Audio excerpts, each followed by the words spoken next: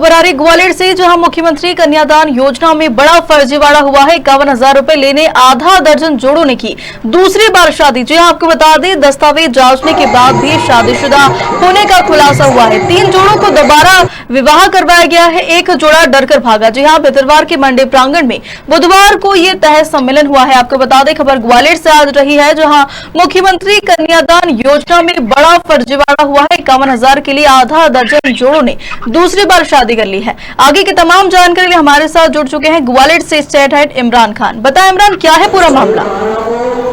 मैं आपको बता दूं कि मुख्यमंत्री कन्यादान योजना के तहत जनपद पंचायत भितरवार द्वारा कृषि उपज मंडी प्रांगण में बुधवार को आयोजित किए गए विवाह सम्मेलन में 3 जोड़े ऐसे मिले जिनका पहले से विवाह हो चुका है, लेकिन योजना का लाभ दिलाने के लिए उनकी दोबारा शादी करा दी गई है।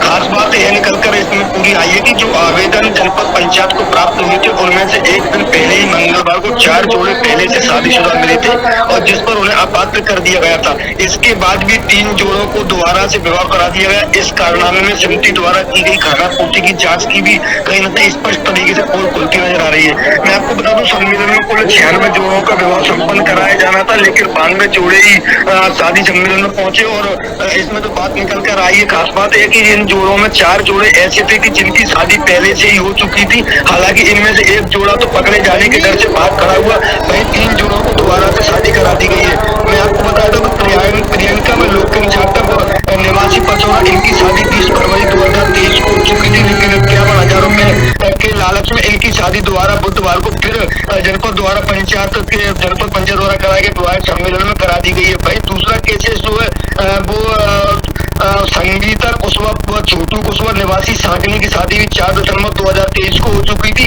लेकिन इनका भी बुधवार को विवाह सम्मेलन में शादी करा दी गई है। वहीं तीसरा केस मंजेश गोली पुत्री विनोद गोली निवासी इटमा और आशीष चौहान की शादी भी 3 मार्च 2023 को हो चुकी है, लेकिन इसकी शादी भी 51,000 रुपए के चलते दोबारा से बुधवार को करा दी गई है।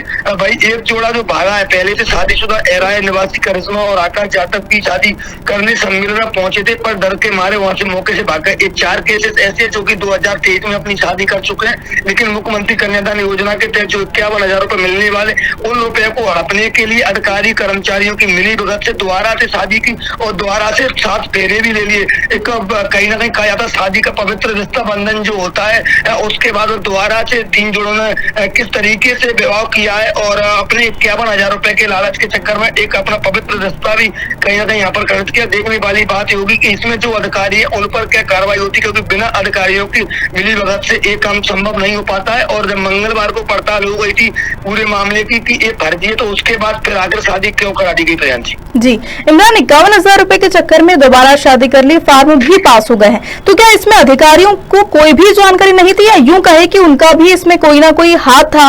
क्योंकि गलती एक फॉर्म में होती है, यहाँ 4-4 फॉर्म ऐसे आए हैं।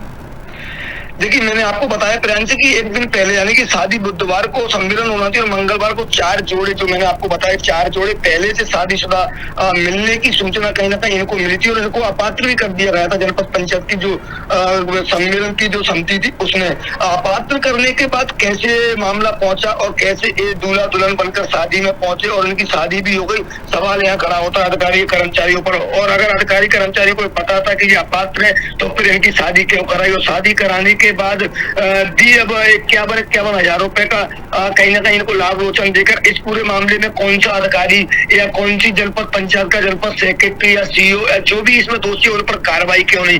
जनपद पंचायत सीईओ अपना पल्ला झाड़ते नजर आ रहे हैं, जिला पंचायत सीईओ अपना पल्ला झाड़ते नजर आ रहे हैं। इतनी बड़ी लापरवाही मुख्यमंत्री कन्यादान योजना की समूचे प्रदेश में योजना चलाई जाती है और इस तरीके से अगर भ्रष्टाचार जनपद पंचायत, ये कोई पहला भ्रष्टाचार जनपद पंचायत में नहीं है। इससे पहले वही ये जनपद पंचायत है जिसमें से जिंदा लोगों के मृत बताकर पैसे निकाल लिए गए थे और कई सारे भ्रष्टाचार इस जनपद पंचायत से आते हैं, लेकिन उसके बाद भी जिम्मेदारों पर कार्रवाई नहीं होती। कार्रवाई के नाम पर केवल छोटे कर्मचारी को कार्रवाई के नाम पर कार्रवाई कर दी जाती है, बड़े अधिकारी कर्मचारियों पर कोई भी कार्रवाई नहीं होती। अब देखना होगा ये दूसरा नंबर का भ्रष्टाचार कहीं ना कहीं एक बार फिर वही जनपद पंचायत में निकला है कि जो 2-2 बार शादी करके अपने पैसे ऐंठने के चक्कर में, सरकार के पैसे ऐंठने के चक्कर में अधिकारियों की मिली भगत से अपनी दोबारा शादी कागजों में के साथ साथ फिजिकली भी कहीं ना कहीं उन्होंने दोबारा दोबारा से शादी कर ली दिखाने के लिए।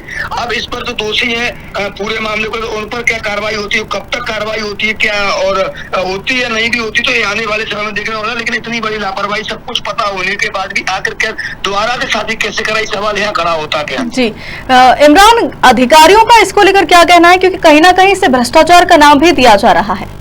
बिल्कुल टोटल स्पष्ट तरीके से उसमें देखा जा सकता है, भ्रष्टाचार का नाम नहीं, टोटल भ्रष्टाचार है। क्योंकि जब अपात्र लोगों को स्वीकार किया था, जो सम्मेलन समिति उनने अपात्र लोग माने थे, और उसके बाद अपात्र लोग मंगलवार को मानने का, बुधवार में वो जोड़े कैसे आ गए शादी समारोह में, और उनकी शादी भी संपन्न कैसे हो गई है। इस पूरे मामले को लेकर जनपद पंचायत सीओ कहीं ना कहीं अपना पल्ला झालते नजर आ रहे हैं। उनका अभी भी ये कहना है कि पूरे मामले की जांच कराई जाएगी, जांच के बाद जो आएगा उस पर कार्रवाई की जाएगी। जिला पंचायत सीओ भी ये कह रहे हैं कि इस पूरे मामले पे अभी आपके द्वारा संज्ञान में आया है, इस पूरे मामले की जांच कराई जाएगी, जांच के बाद कार्रवाई की जाएगी।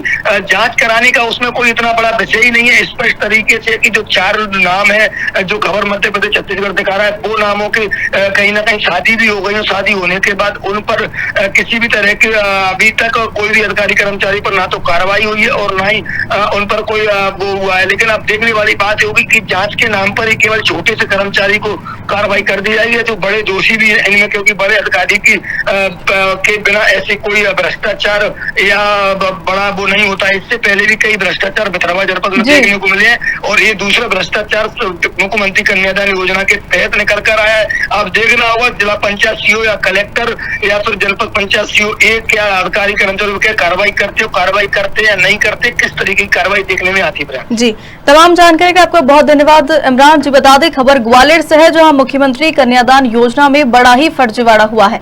आपको बता दें कि 51,000 रुपए लेने आधा दर्जन 2 जोड़ों ने दूसरी बार शादी कर ली है। दस्तावेज जांचने के बाद भी शादीशुदा होने का खुलासा हुआ है। 3 जोड़ों को दोबारा विवाह करवाया गया है। एक जोड़ा डरकर भागा है, वहीं भितरवार के मंडी प्रांगण में बुधवार को यह तहस सम्मेलन हुआ था।